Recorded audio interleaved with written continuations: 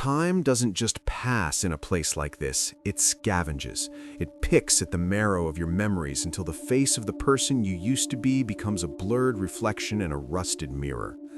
5 long years have bled into the concrete since the night the studio lights went dark and the microphone was ripped from my hands, leaving me with nothing but the rhythmic clicking of handcuffs and the cold, judgmental gaze of a world that once hung on my every word.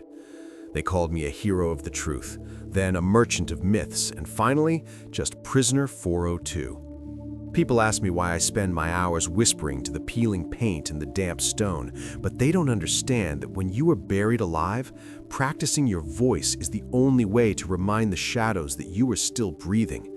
My body is a captured relic, a piece of flesh owned by the state, but my mind remains a restless wanderer that scales these barbed wire fences every single day, returning only when the sirens wail and the sun sinks like a bruised eye behind the watchtowers. I had made peace with my isolation, leaning against the sun-baked walls of the yard, until Khalifa, the only guard who still saw the man behind the number, brought word of a visitor that didn't fit the usual patterns of this gray life. It wasn't my old friend Jamal coming to offer hollow comforts. It was a shadow stepping out of the warden's office, a man whose suit cost more than the lives of everyone in this block.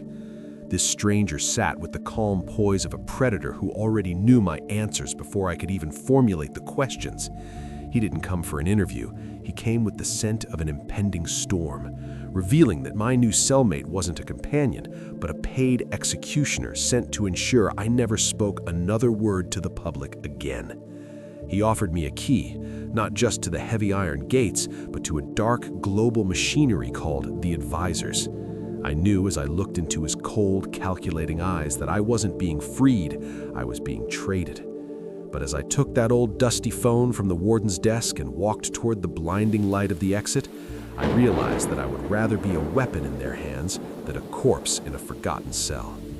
The mulata is gone, but the listener is finally wide awake.